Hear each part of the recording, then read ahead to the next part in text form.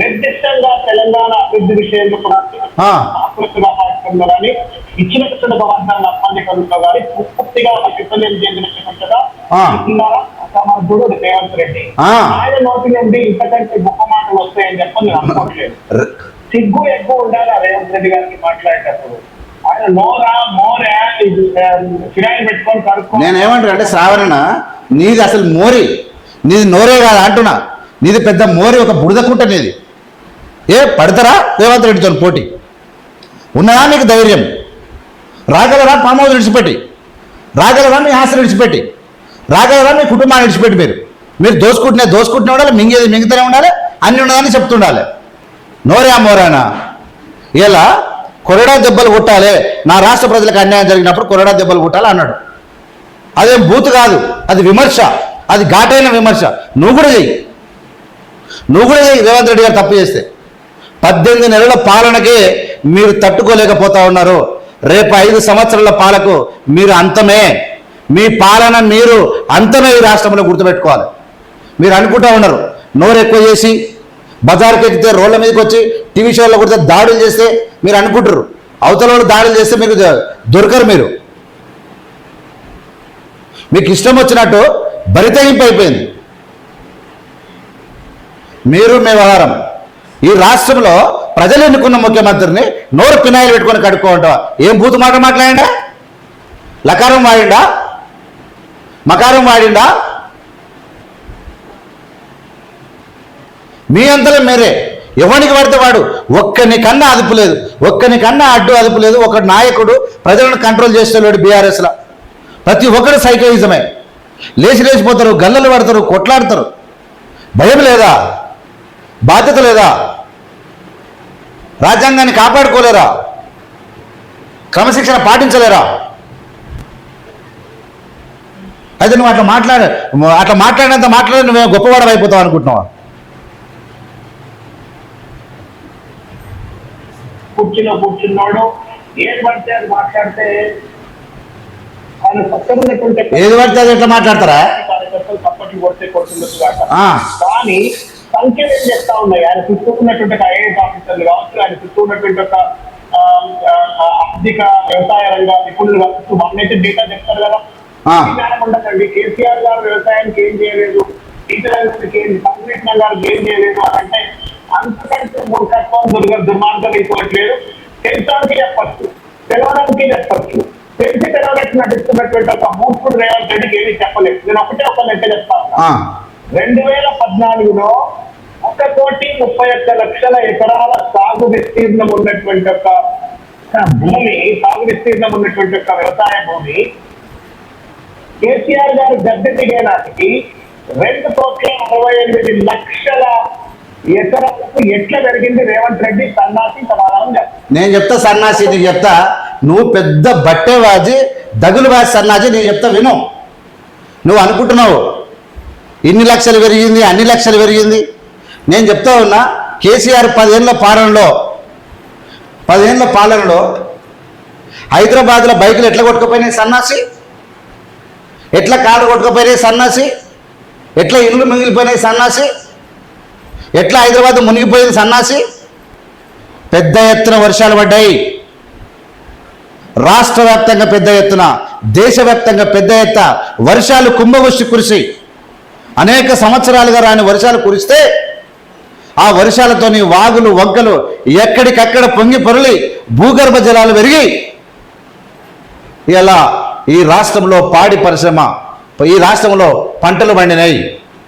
ఇమ్మీడియట్గా next year మళ్ళీ 2 years కాగానే నీ కాళేశ్వరం నీళ్లు ఒలికిపోయి పడినాయి.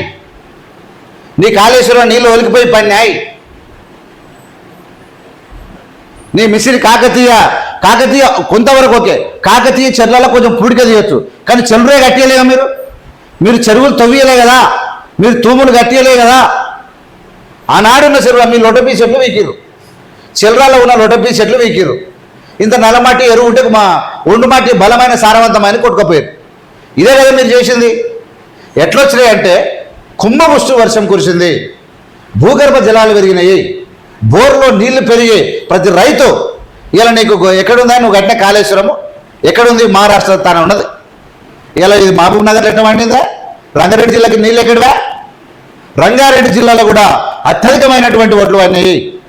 నువ్వు తెచ్చినవి కావు, నువ్వు ఇచ్చిన నీళ్ళు కావు. ఇలా ఎట్లా వన్నీ సన్నాసి?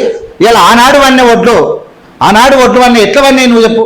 కాళేశ్వరం నీ మోటార్లే ఆనగాకపోయా, కాళేశ్వరం నీళ్ళే లేకపోయా, ఎట్లా వన్నీ అంటే భూగర్భ జలాలు పెరగడం వల్ల పన్నాయి. ఇలా బోర్లు ఆగిపోయిన బోర్లు మళ్ళీ పోయడం వల్ల పెరిగినాయి, అంతే తప్ప మీ యొక్క కారు కూతల వల్ల కాదు.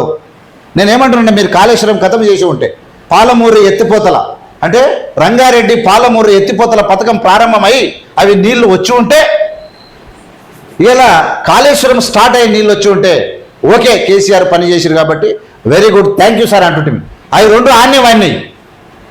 ఒకటి మోటార్లు మునిగిపోయి, గోడలు కూలిపోయి, పిల్లలు వంగిపోయి, ఇలా పుంగలు ఏర్పడి అది ఆడవాడినది.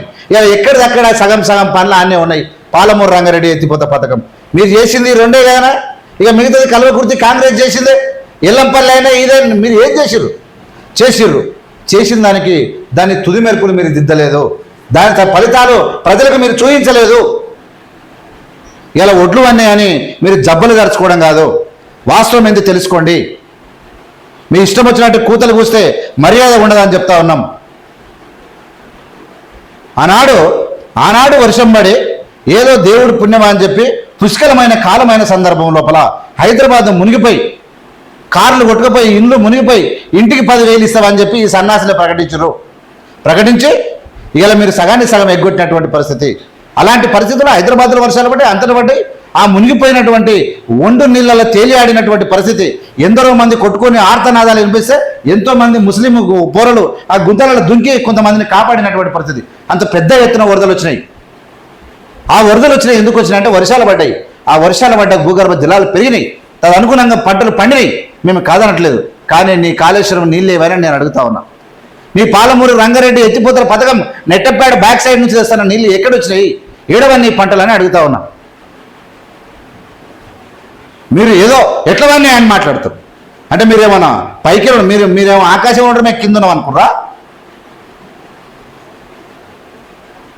అదుపు తప్పకూడదు, గౌరవించండి.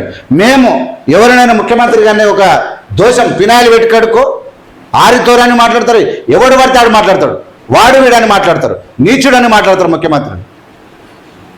మీ అంతా నీచుడు కాడు. ఎవడు నీచుడు ఈ దేశంలో? ఎవడు నీచుడు ఈ రాష్ట్రంలో? ప్రజల సొమ్ము పందికొక్కుల్లాగా మెక్కినోడు నీచుడు, ప్రజలను పరిపాలన చేయమంటే ఫామ్ హౌస్లో అన్నోడు నీచుడు, ఉద్యోగాలు ఇవ్వనోడు నీచుడు, కుటుంబ పాలన చేసినోడు నీచుడు. ఇలా రాష్ట్రాన్ని అవినీతిమయంగా తయారు చేసినోడు, ఐఏఎస్లు ఐపీఎస్లు కలిపి రాష్ట్రం దోసుకుంటే కుంభకారం నిద్రపోయినోడు నీచుడు. ఇలా ధరణి పాపాలు తీసుకొచ్చి పెట్టి ధరణి పాపాల పుట్టని రాష్ట్రానికి తగలబెట్టినోడు నీచుడే తప్ప ఇంకెవడు కాడు. మీ అంతలో మీకు ఇష్టం వచ్చినట్టు మీరు ముఖ్యమంత్రిని మాట్లాడుతున్నారు, గొప్ప అనుకుంటారా? ఎవడు పడతాడు, ఎంతకు పడితే అంతకు. దాసో శ్రవణ్ గారికి మీకు we have respect on you, we have separate concern on you. Behalf of it you are crossing your limit. It's not healthy for the society, it's not healthy for to you also.